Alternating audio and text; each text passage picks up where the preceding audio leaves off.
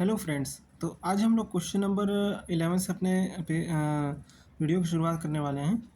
तो इस वीडियो में हम क्वेश्चन नंबर 11 से डिस्कस करते हैं। पिछले वीडियो में हम लोग क्वेश्चन नंबर 10 तक डिस्कस कर लिए थे। तो पहला क्वेश्चन कह रहा है कि who among the following Indian leaders participated in all the 3 round table conferences. Right, तीनों गोलमेज सम्मेलनों में भाग लेने वाले भारतीय नेताओं में निम्नलिखित में कौन थे? Mahatma Gandhi, B S. Munje, doctor B R. Ambedkar और सी.वाई. चिंतामणि।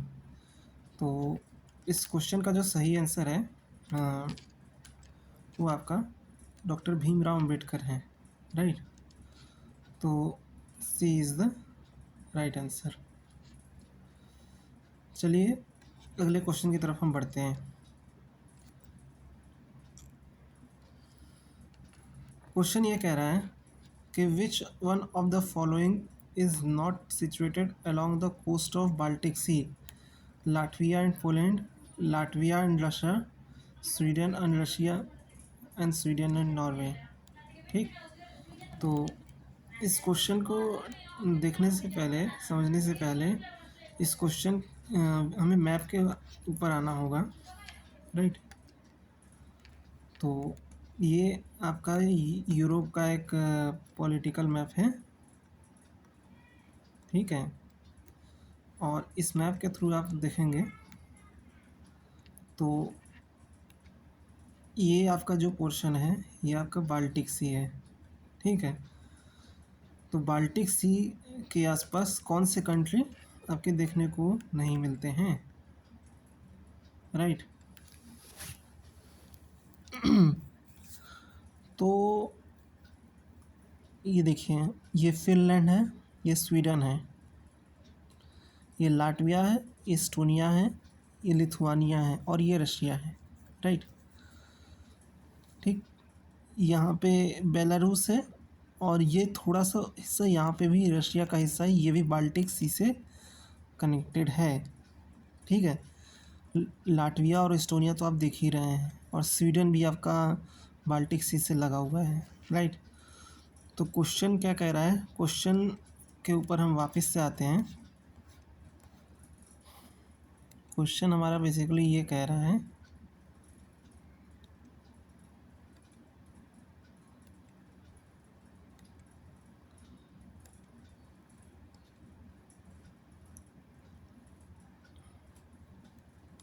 ये है question, Latvia Poland, Latvia Russia, Sweden Russia और स्वीडन एंड नॉर्वे।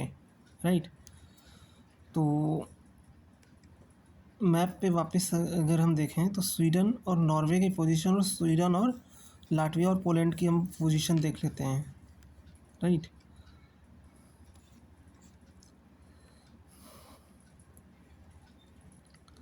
स्वीडन अगर हम बात करें तो स्वीडन कम्प्लीटली आपका बाल्टिक सी में देखने को हमें नहीं मिलता है। राइट, और पोलैंड आपका जो है, पोलैंड आपका ये है, नॉर्वे आपका ये है।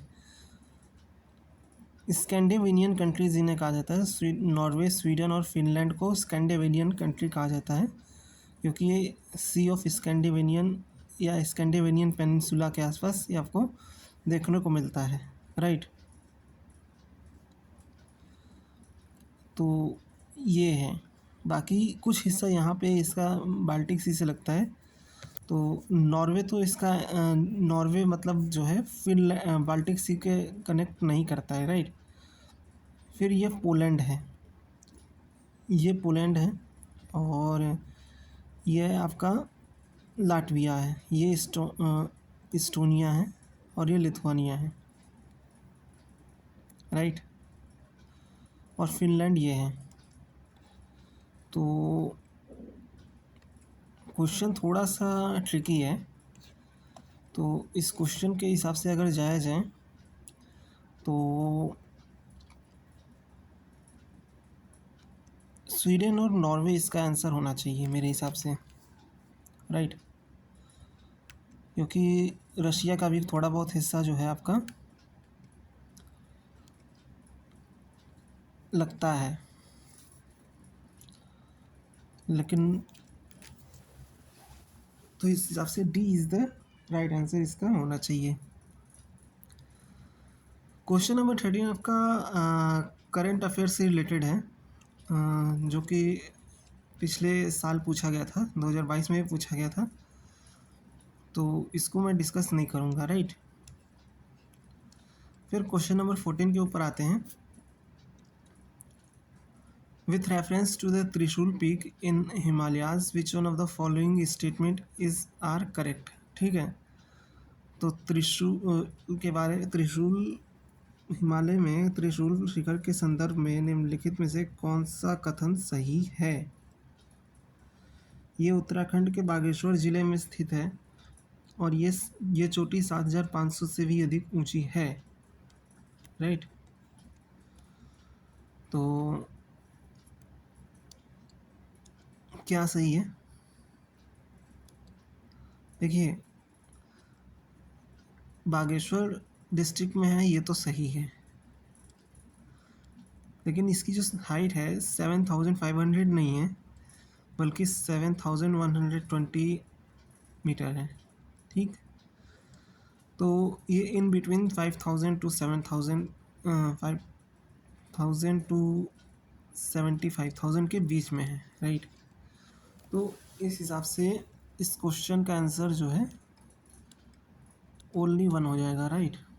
क्या पूछा? करेक्ट पूछा है ना, तो करेक्ट इसका सिर्फ आपका ओनली वन हो जाएगा, यानी कि A is the right answer. फिर क्वेश्चन है विच one of the following is not a सब कैटेगरी ऑफ टेरेस्ट्रियल इकोसिस्टम। निम्नलिखित में से कौन सा एक स्थलीय पारिस्थितिकी तंत्र का उपभाग नहीं है।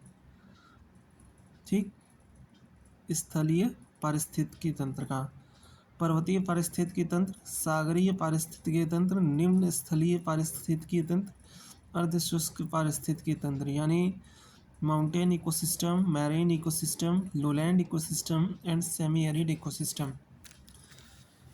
तो टेरेस्ट्रियल इकोसिस्टम का जो हिस्सा नहीं है वो मैरीन इकोसिस्टम है, राइट। ये एक्वा इकोसिस्टम का हिस्सा है, राइट। ये अपने आप में एक मैरीन इकोसिस्टम अपने आप में एक बड़ा इकोसिस्टम कैन आता है, राइट। चलिए अगले क्वेश्चन की तरफ हम देखते हैं। तो ये भी आपका करंट अफेयर से हालांकि है, ठीक है, फिर भी देख लेते हैं। With reference to India's third national water awards declared in January 2022 which of the following statement is are correct. UP was declared winner in the best state category. Muzaffarnagar in UP has declared as the best district in north zone category, right. Only one, only two, both one and two, neither one not two, right. तो ये तो primarily current affairs का हिस्सा है, तो इसको जो है बस मैंने देखना है। तो ये एक्चुअली में होता क्या है कि यूपी आर ओ में करंट अफेयर्स पूछता है, राइट। तो मैं बहुत जल्द करंट अफेयर्स से रिलेटेड वीडियोस भी लाना शुरू कर दूंगा, राइट। तो चलिए इस क्वेश्चन को हम अभी रखते हैं, बाद के लिए रखते हैं। फिर क्वेश्चन नंबर 17 पे हम आते हैं। Part 9A of the Constitution of India gave constitutional foundation to the local self-government units in the following areas. 9A की बात किया है, राइट, 9A। तो हमारे कॉन्स्टिट्यूशन में जो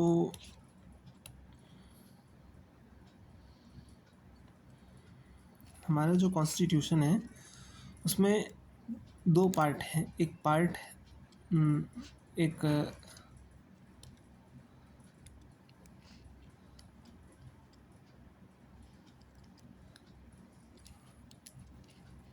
पार्ट 9 और दूसरा पार्ट 9A, राइट।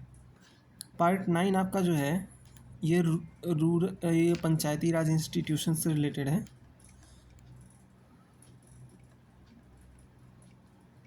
पंचायती Raj institution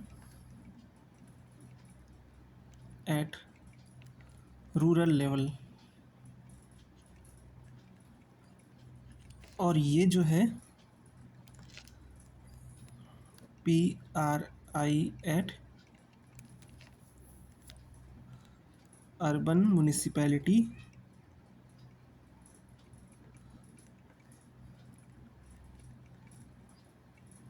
town metropolitan city. ठीक,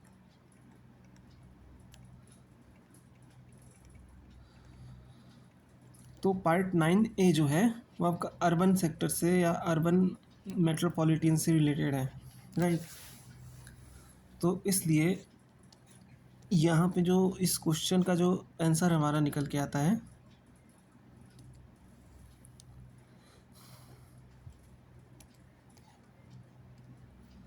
वो ओनली 2 है, राइट, यानी B is the right answer.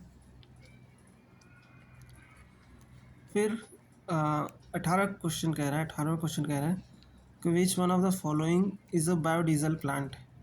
Jatropha, Java grass, rosha grass और गुगुल। तो इसका जो आंसर हमें देखने को मिलता है, जेट्रोफा जो होता है वो बायोडीजल का एक हिस्सा होता है और ये गन्ने से निकलता है, राइट। तो ये आपका जेट्रोफा इसका आंसर हो जाएगा, ठीक है। Jatropha is the right answer. Jatropha एक बायोडीजल प्लांट है। फिर उसके बाद जो है मंदसौर प्रशस्ति की बात किया है, right. Mandsaur Prashasti presents the detail of the achievement of which ruler? Skandagupta, Chandragupta second, Ramagupta और कुमारगुप्त। तो मंदसौर प्रशस्ति जो है वो आपका कुमारगुप्त से रिलेटेड है, राइट। इसके अलावा मंदसौर में ही आपको मंदसौर पिलर इंस्क्रिप्शन देखने को मिलता है जो आपका यशोधर्मन से रिलेटेड है, यशोवर्मन, ठीक। तो ये एक और एडिशनल फैक्ट था जो मैंने आपको बता दिया है।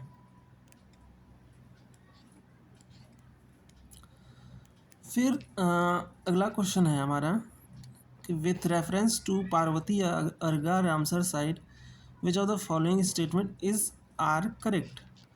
It is situated in Gonda district of UP. It is a bird sanctuary, right.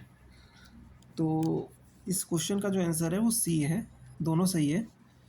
Gonda में ये है, पार्वती अर्गा रामसर साइट जो है वो गोंडा में है, यूपी के। और ये एक बर्ड सेंचुरी है, 2019 में इसे बर्ड सेंचुरी का दर्जा दिया गया था।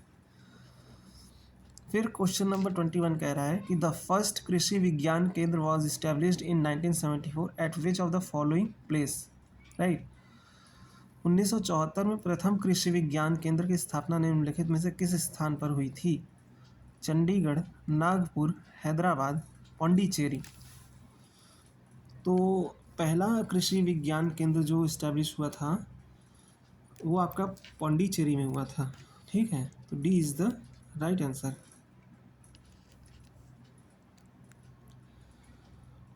फिर अगेन ये करंट अफेयर्स का, फिर भी हालांकि मैं इसका बता दे रहा हूँ। UP has secured which place in स्वच्छ सर्वेक्षण 2021? तो 2021 में तो ये 6ठे पोजीशन पे था, ठीक है। तो ये इसका राइट आंसर हो जाता है। तो विच one of the following river basin is the largest in area? Kaveri, Mahanadi, Narmada और ताप्ती। निम्नलिखित में से कौन सी नदी घाटी क्षेत्रफल में सबसे बड़ी है, ठीक है, एरिया में? तो एरिया में सबसे बड़ी जो है आपका वो महानदी है, राइट। इसका जो एरिया हमें देखने को मिलता है लगभग 1,40,000 के आसपास देखने को मिलता है। Square kilometre. नर्मदा का कुछ 95,000 के आसपास देखने को मिलता है। कावेरी का आपका 80 से 82,000 के करीब, और इसका 65,000 के आसपास। एक जीरो ज़्यादा हो गया क्या? ओके, तो 65,000 किलोमीटर स्क्वायर, तो ये इसका आंसर हो गया। फिर क्वेश्चन नंबर 24 है, कह रहा है ने Birbal Sahni, K C Mehta, P Maheshwari, M S Swaminathan. तो इनके एरिया ऑफ वर्क क्या क्या है? तो बीरबल सानी जो हैं वो पैलियो बॉटनी के नाम से, मतलब पैलियो बॉटनी में इनका अच्छा काम है। एम एस स्वामीनाथन के बारे में सब जानते हैं, ग्रीन रेवोल्यूशन से रिलेटेड है, राइट। तो ये हैं। फिर उसके बाद केसी मेहता, तो केसी मेहता जो है आपका प्लांट से रिलेटेड है, प्लांट पैथोलॉजी से, ठीक है। और पी माहेश्वरी जो है एम्ब्रियोलॉजी से रिलेटेड। तो इस हिसाब से ए का थ्री ये यहाँ पे है, ठीक है। तो B is the right answer. Okay, चलिए अगले क्वेश्चन की तरफ हम बढ़ते हैं। Uttar Pradesh diversified agricultural support project UPDSP, right, was sponsored in UP by government of UP, central government, world bank, none of the above.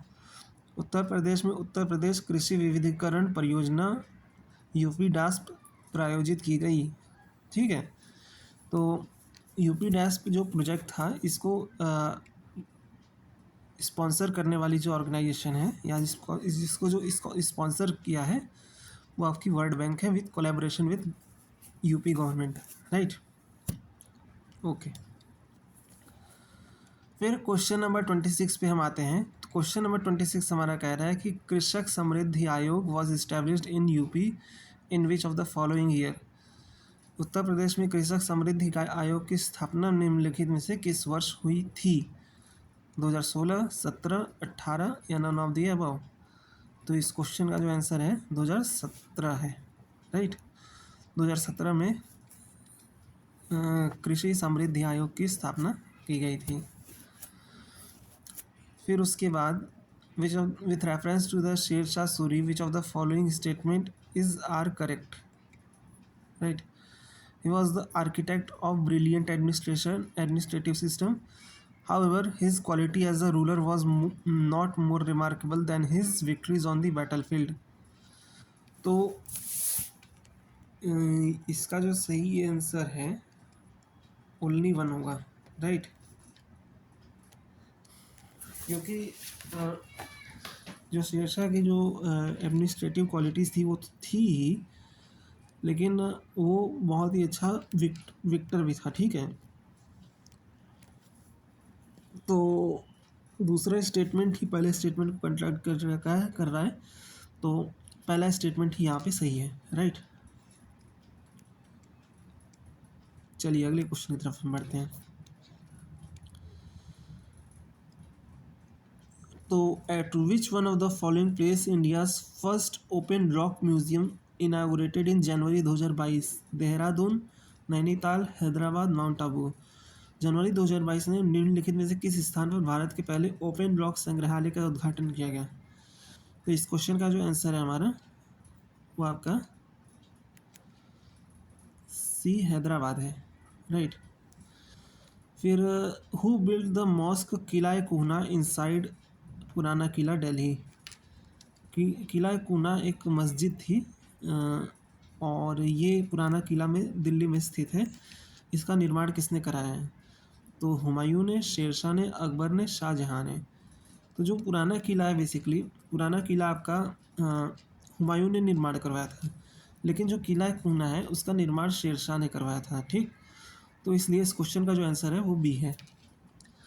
फिर as per Indian state of forest report 2021 how many state UT have over 33% of their geographical area under forest cover.